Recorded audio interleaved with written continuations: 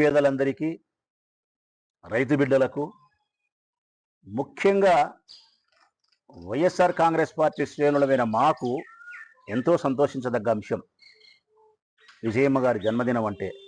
కారణం, మా నాయకుని తల్లి మాకు మాతృ సమానురాలు. అన్నిటికీ మించి ఈ రాష్ట్రంలోని పేద ప్రజలకు, బడుగు బలహీన వర్గాలకు, రైతు బిడ్డలకు, ఒక్కరేమిటి కష్టంలో ఉండే ఎంతోమంది ఈ రాష్ట్రంలో ఉండబడిన బిడ్డలకు దారి చూపించే బిడ్డను కన్నెందుకు మేము ఆమెకు జన్మదిన శుభాకాంక్షలు చెప్పాలా, ధన్యవాదాలు చెప్పాలా? జగన్మోహన్ రెడ్డిని కన్నెందుకు? ఇంత మంచి బిడ్డను కన్యావు తల్లి, ఈ రాష్ట్రానికి దశ దిశ నిర్దేశించగలిగినటువంటి నాయకుని చూపించి ఇవ్వగలిగినావు. ఈ రాష్ట్రంలోని అనేక రకాల రుగ్మతులను పోగొట్టగలిగి సంస్కరణ దిశగా ఈ రాష్ట్రాన్ని తీసుకుపోగలిగినటువంటి ఒక మంచి నాయకుడిని మాకు ఇచ్చినావమ్మా.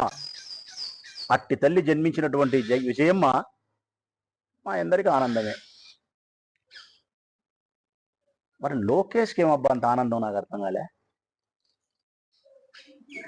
ఏమి ఇది ప్రజలారా? మునుపెన్నడి లేని ప్రేమ ఒలకబోస్తున్నాడు లోకేష్ బాబు విజయమ్మ గారి పట్ల. ఒలకబోస్తున్నాడు ఆ ప్రేమను. నిన్నటి దినం విజయమ్మ గారి జన్మదినం అయితే ట్వీట్ చేసినాడు ఆయన. వైఎస్ విజయమ్మ గారికి జన్మదిన శుభాకాంక్షలు. మీరు మరింత ఆరోగ్యాన్ని, ఆయుష్ను, మానసిక శాంతిని కలిగి సంతోషంగా జీవించాలని చెప్పి ట్వీట్ చేసినాడు ట్విట్టర్లో. ఏమది ఉన్నట్టుండి ఇంత ప్రేమ? మునిపెన్నడూ లేదే, మునిపెన్నడూ లేదు. లోకేష్ బాబు గారు రాజకీయాల్లోకి వచ్చినప్పటి నుంచి గత 15 సంవత్సరాలుగా, 2014 నుంచి ఇప్పటి వరకు 12-13 సంవత్సరాలుగా ఏ రోజు ఆయన జన్మదిన శుభాకాంక్షలు చెప్పలే.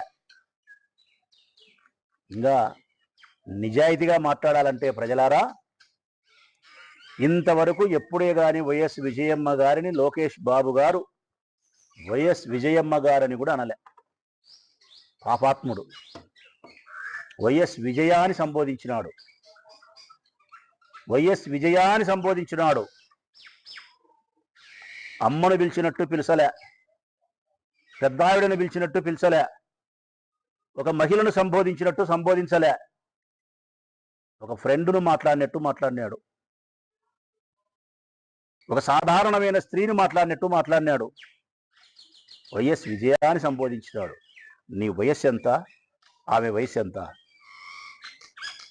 ఎందుకు మరి గతంలో వైఎస్ అని విజయ సంబోధించిన నీవు ఈరోజు విజయమ్మ గారి పట్ల ఇంత ప్రేమను ఒలకబోస్తున్నావు? దానికి కారణం ఒక్కటే ప్రజలారా, మీ అందరికీ తెలిసిదే. ప్రత్యేకంగా రాచమలు చెప్పాల్సిన అవసరం ఏముంది? ఒకటే కారణమే. జగన్మోహన్ రెడ్డి గారి పట్ల వ్యతిరేకతా భావాన్ని కలిగి ఉన్నారు కాబట్టి, తల్లి చెల్లి కుటుంబ కలహాలు ఉన్నాయి కాబట్టి, ఆ కుటుంబంలో ఉండబడిన కలహాలను మన రాజకీయ స్వార్థాలకు వాడుకోవాలా, అంతే, ఏం లేదు. ఒకే ఒక కారణమే. రాజనీతి శాస్త్రం ప్రకారము శత్రువు మిత్రుడు అంటారు. కానీ ఇక్కడ తల్లి శత్రువు ఎప్పటికీ కాదు, చెల్లి ఎప్పటికీ శత్రువు కాదు, తాత్కాలికమే. ఇవి కుటుంబ కలహాలే అంటారు, దీన్ని శత్రుత్వం అనరు. కానీ మీరు శత్రుత్వం చేయాలనుకున్నారు, శాశ్వతంగా వారికి ఎడబాటును కలిగించాలనుకున్నారు మీరు.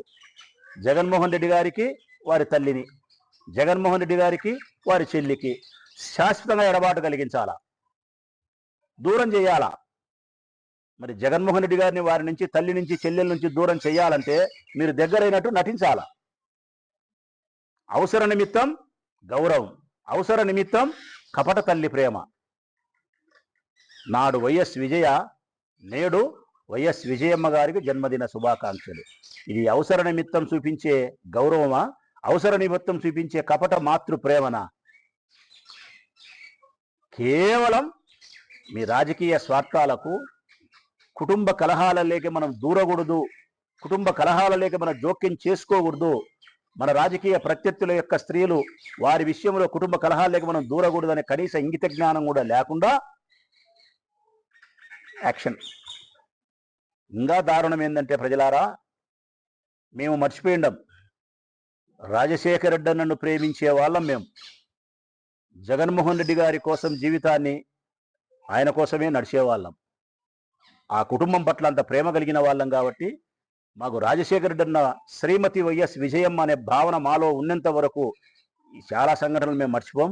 అందులో ఒక సంఘటన 2014-19 కాలంలో చంద్రబాబు నాయుడు గారు ముఖ్యమంత్రిగా ఉండే సందర్భంలో విజయమ్మ గారు ప్రయాణిస్తున్నటువంటి వెహికల్ని ఆపి ఒకసారి విజయవాడకు వచ్చేటప్పుడు ఒక చెక్ పోస్ట్ అదే పనిగా పెట్టి ఆపి, ఏదో కారణాలు ఉన్నాయి అప్పుడు ఆపి అవి కారును సోదా చేస్తారు.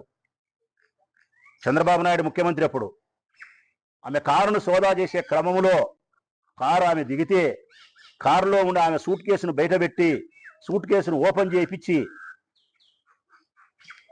పోలీసుల చేతిలో ఉండే స్టిక్ ఏమైతే ఉంటుందో లాఠీ, ఆ లాఠీతో బట్టలను కదిలిచ్చి ఆమెలో దుస్తులను కట్టెతో తీసినారు. ఇట్లా హృదయ విదారకమైనటువంటి ఆ సన్నివేశాన్ని నా బొందిలో ప్రాణం ఉండగానే మర్చిపోను. నేనే కాదు, రాజశేఖర రెడ్డిని ప్రేమించే వాళ్ళు ఎవరు మర్చిపోరు. షర్మిలమ్మ మర్చిపోయింది, మేము మర్చిపోం. లాఠీతో ఇట్లా తీసినారు ఆమె లోదుస్తులు. రాజశేఖర రెడ్డి శ్రీమతికి సంబంధించి తల్లితో సమానురాలైనటువంటి ఆమెను రాజకీయాలకు సంబంధం లేని మనిషిని సోదా చేసి సూట్ కేసు ఓపెన్ చేసి లాఠీతో తీస్తారా? ఇంతటి అవమానాన్ని ఆమెకు చేసి ఈ బుద్ధు జన్మదిన శుభాకాంక్షలు చెప్తారా? వాత పెట్టేది మీరే, పూత పూసేది మీరే. ఎన్న పూస. మీ ఉద్దేశం ఒక్కటే, రాజశేఖర రెడ్డి గారి యొక్క కుటుంబానికి మానసిక శాంతి ఉండకూడదు. వారి ఇంట్లో ఎప్పుడే కానీ ఆనందమే ఉండకూడదు. ఇది చంద్రబాబు నాయుడు కుటుంబం యొక్క లక్ష్యం. రాజశేఖర రెడ్డి బతికున్నంతసేపు ఏం చేయలేకపోయినాం. రాజశేఖర రెడ్డి మరణించిన తర్వాత అయినా ఆ కుటుంబంలో శాంతి లేకుండా చేయాలా, ఆనందం లేకుండా చేయాలా, వారి సంతోషాన్ని దూరం చేయాలా, వారి సంసారాన్ని చిన్నాభిన్నం చేయాలా. ఇదే దీనికే ఇప్పుడు మీరు అమ్మకు జన్మదిన శుభాకాంక్షలు చెప్పినారు. ఈ జన్మదిన శుభాకాంక్షలు చెప్పడం వలన అమ్మకు సంతోషం కలుగుతుంది. ప్రజలారా, లోకేష్ అనే వ్యక్తి జన్మదిన శుభాకాంక్షలు చెప్పడం వల్ల ఆమెకు సంతోషం కలగదు, మానసిక అశాంతి కలుగుతుంది. కారణం, నా కొడుకును వ్యతిరేకించే వాళ్ళు, నా కొడుకు రాజకీయ ప్రత్యర్థులు, నా కొడుకును నా భర్తను హీనంగా మాట్లాడే వాళ్ళు ఈరోజు నాకు జన్మదిన శుభాకాంక్షలు చెప్తానారు అంటే, ఆ రోజు నా లోదుస్తులను సైతం పోలీసుల లాఠీతో గడ్డకు తీసి అవమానం చేసిన వాళ్ళు, వ్యయాన్ని సంబోధించిన వాళ్ళు ఈరోజు జన్మదిన శుభాకాంక్షలు చెప్తానారంటే నా కొడుకును నాకు నా కొడుకుకు దూరం చేయాలనే కదా. ఇట్లా చెప్పడం వల్ల నా కొడుకు మరింత అనుమానిస్తాడు కదా, దీనివల్ల మా కుటుంబంలో కలహాలు మరింత పెరుగుతాయి కదా అని మానసిక అశాంతి ఏర్పడుతుంది తప్ప ఆ అమ్మకు సంతోషం కలుగుతుందే?